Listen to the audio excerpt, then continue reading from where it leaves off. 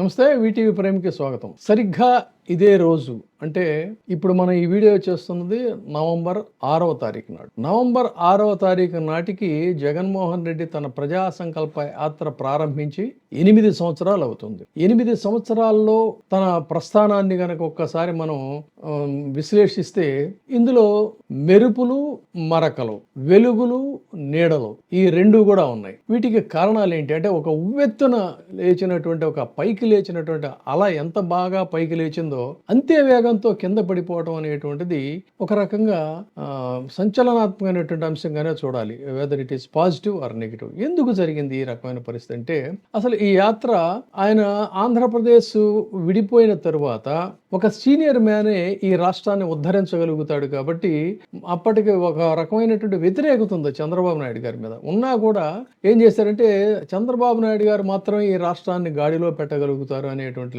లక్ష్యంతో చాలా మంది జగన్మోహన్ రెడ్డి పట్ల పాజిటివిటీ ఉన్నా కూడా ఈయనకి అధికారం ఇచ్చారు. అధికారం ఇచ్చిన తర్వాత ఏం జరిగిందనేది చూసాం. దాంతో ఈ నవంబర్ 6వ తారీఖు 2017 సంవత్సరంలో జగన్మోహన్ రెడ్డి ప్రజా సంకల్ప యాత్ర పేరుతో ఆయన ఒక పాదయాత్రను ప్రారంభించి 341 రోజులు సుమారు 3648 కిలోమీటర్ల కాలియాత్రగా బయలుదేరి 5 లక్షలకు పైగా సభలను, మామూలు విషయం కాదు, 5 లక్షల సభలు నిర్వహించడం అంటే ఒక సంచలనంగా చెప్పాలి. 5 లక్షల సభల్ని నిర్వహించి ప్రజలతో డైరెక్ట్ గా సంబంధాలు ఏర్పాటు చేసుకుని రావాలి జగన్, కావాలి జగన్ అనేటువంటి ఒక నినాదంతో, అంతకంటే కూడా అట్రాక్ట్ చేసినటువంటి నినాదం నేను ఉన్నాను, నేను విన్నాను అనేటువంటి ఈ రెండు నినాదాలు ఎక్కువగా మాసెస్ ని అట్రాక్ట్ చేసిందని చెప్పాలి. అంతేకాకుండా తన మేనిఫెస్టోని గతంలో చంద్రబాబు నాయుడు ఒక సుదీర్ఘమైనటువంటి మేనిఫెస్టో అనౌన్స్ చేసి తర్వాత దాన్ని వాళ్ళ అఫీషియల్ వెబ్సైట్ నుంచి కూడా తొలగించినటువంటి దీన్ని ఈయన తూర్పారబడుతూ చాలా సింపుల్ ఫార్మెట్ లో నవరత్నాలు అనేటువంటి ఒక మేనిఫెస్టోని అది కూడా అట్రాక్ట్ చేసిందని చెప్పాలి. చేసి మహిళల సాధికారిత, మత్స్యకారులు, నిరుద్యోగుల సంక్షేమం, ఇలా మాసెస్ ని అట్రాక్ట్ చేసేటువంటి అంశాలన్నిటినీ కూడా అందులో ఆయన ఇన్కార్పొరేట్ చేశారు. అయితే ఈ దీంట్లోనే ఏమైందంటే చాలా ఎక్కువగా జనాలు అట్రాక్ట్ అయ్యారు. ఇంకా చెప్పాలంటే దీని మీద కొంత స్టడీ చేశాడు ఆయన. ఇంకొక మీకు ఆసక్తికరమైన విషయం నా స్వానుభవంతో చెప్పేది ఏంటంటే, సరిగ్గా తన ప్రజా సంకల్ప యాత్ర నవంబర్ 6వ తారీఖు నాడు బయలుదేరి వెళ్ళడానికి ముందు హైదరాబాద్ లోని లోటస్ పాండ్లో ఆయన నివాసంలో కొంతమంది సీనియర్ సంపాదకులను వేళ్ల మీద లెక్క పెట్టేటువంటి ఎడిటర్స్ తో ఆయన బ్రేక్ఫాస్ట్ ఒకటి అరేంజ్ చేశాడు. ఆ బ్రేక్ఫాస్ట్ కి నన్ను కూడా ఇన్వైట్ చేశారు. చేసిన తర్వాత ఆయన అడిగాడు, అన్న ఏంటి చెప్పండి, మీ సలహాలు సూచనలు ఏంటి చెప్పండి, మేము ఇట్లా పాదయాత్రగా బయలుదేరుతున్నాం, ప్రజలకు కావాల్సింది ఏంటి, మనం ఏం చెప్పాలి, ఏ ఇష్యూస్ని ఎక్కువగా మనం చేస్తే బాగుంటుంది, మీ సలహాలు సూచనలు ఇవ్వండి అన్నప్పుడు మాకు తోచిన సలహాలు అప్పుడు ఉన్నటువంటి బర్నింగ్ ఇష్యూస్ సంబంధించి కొన్ని కూడా మనం సూచించాం. ఆ తర్వాత అది ప్రధానంగా జరిగినటువంటి అంశం. ఆ రకంగా ఆయన అసలు అనూహ్యంగా, బహుశా తను కూడా ఊహించి ఉండకపోవచ్చు, ఎవరూ కూడా ఊహించి ఉండకపోవచ్చు, అంత అద్భుతమైనటువంటి విజయాన్ని సాధించాడు. ఎందుకంటే 150 సీట్లు అంటే అది మామూలు విషయం కాదు కదా, ఒక సంచలనం సృష్టించినటువంటి పరిస్థితి అనమాట. అలాంటిది ఒక్కసారిగా 151 సీట్లని తర్వాత ఏంటంటే కేంద్రంలో కూడా తను అప్పుడు ఉన్నటువంటి ఎన్డీఏ ప్రభుత్వంలో కూడా తన యొక్క ప్రత్యక్షంగా అధికారాన్ని పాలు పంచుకోకపోయినప్పటికీ కూడా తన అవసరాన్ని కూడా వాళ్ళు గుర్తించేటువంటి స్థాయిలో అక్కడ ఉన్నాడు. ఉన్న తర్వాత మరి ఇంత అనూహ్యమైనటువంటి విజయం వచ్చిన తర్వాత ఎందుకు జరిగినటువంటి ఎన్నికల్లో కేవలం 11 సీట్లకి పడిపోవడం అంటే ఎందుకు జరిగింది ఇది?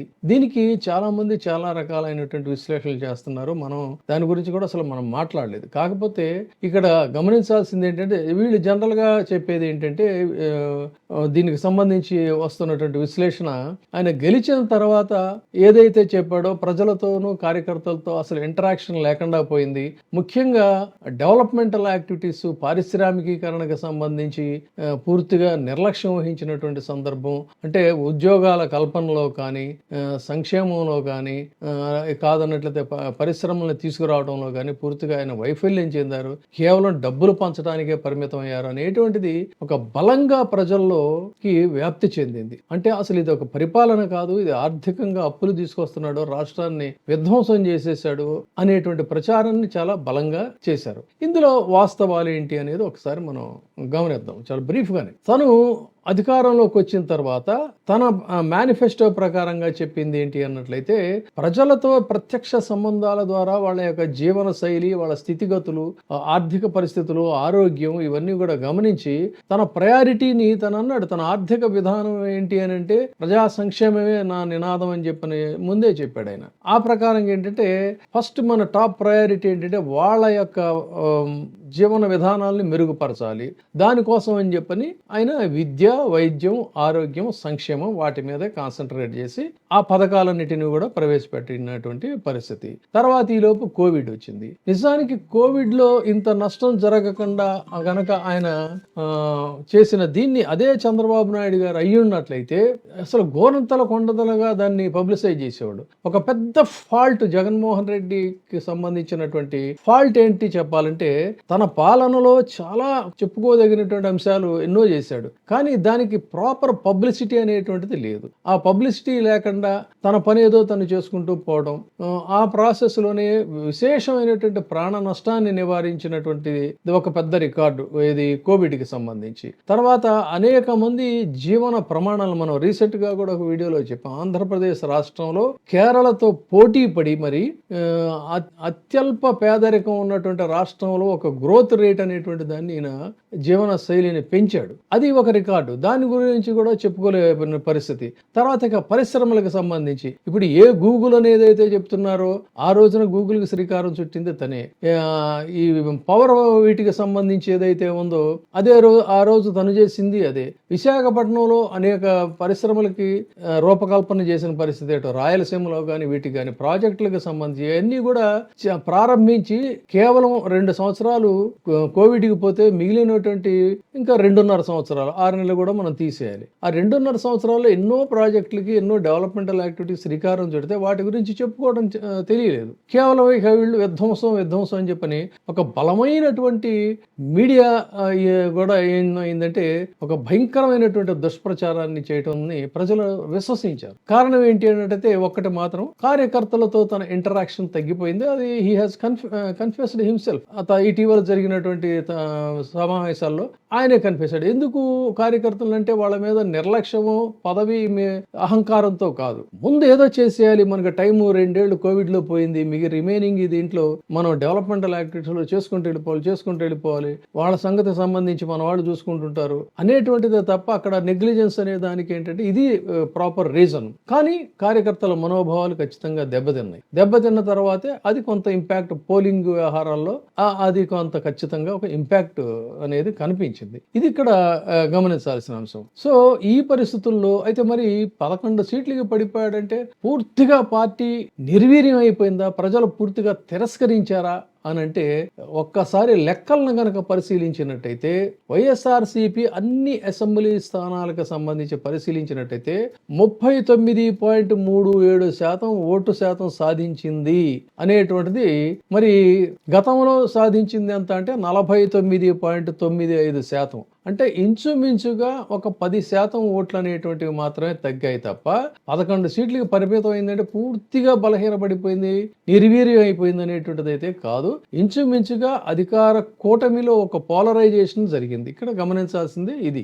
అటువైపు పోలరైజేషన్ జరగడం వల్ల 3 పార్టీలన్నీ కలిపి వాళ్ళు ఒక బలమైనటువంటి శక్తిగా ఏర్పాటైతే సింగిల్ లార్జెస్ట్ పార్టీగా తను పోటీ చేసి ఆ మాత్రం ఓట్లు సాధించాడు అనంటే ఈ రోజుకి కూడా బలమైనటువంటి పార్టీ ఆంధ్రప్రదేశ్లో ఏది అంటే వైఎస్ఆర్సీపీ అని చెప్పాలి తప్ప తెలుగుదేశంలో లేకపోతే ఏదేనో చెప్పడానికి వీల్లేదు. సో ఇది సరే, ఏది ఏమైనా కార్యకర్తలు రిలీజ్ అయ్యారు, మనం అర్థం చేసుకోలేకపోయామని చెప్పని కార్యకర్తలను ఏ కారణాలు ఏమైనప్పటికీ కూడా మనం వాళ్ళని నిర్లక్ష్యపరిచామని చెప్పని వాళ్ళని ఈ రోజున దగ్గరికి తీసుకున్నటువంటి పరిస్థితి ఉంది.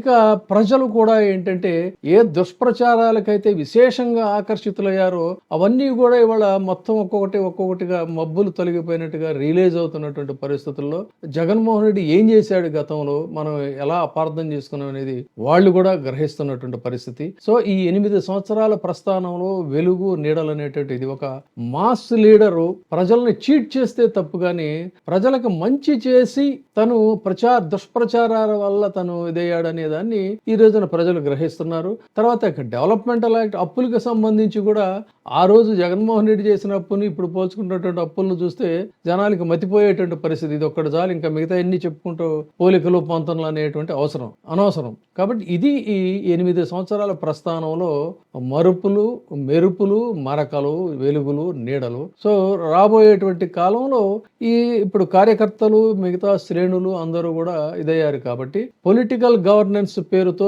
విచ్చలవిడితనాన్ని అయితే తను పూర్తిగా అదుపు చేశాడు. పూర్తిగా అదుపు చేయడం కూడా పొరపాటైన దాన్ని ఆయన రియలైజ్ అయ్యాడు. పొలిటికల్ గవర్నెన్స్ పేరుతో ఎగ్జిక్యూటివ్ పవర్స్ అన్ని కట్ చేసి విచ్చలవిడితనంగా చేస్తే రాష్ట్రం ఎంత భయంకరమైన స్థితిలోకి వెళుతుందనేది ఇప్పుడు ప్రజలు అనుభవిస్తున్నారు. కాబట్టి ఈ రెండింటినీ కూడా బ్యాలెన్స్ చేసుకోవడం అనేది పాలకుల యొక్క లక్ష్యం, లక్షణంగా ఉండాలి. Thank you.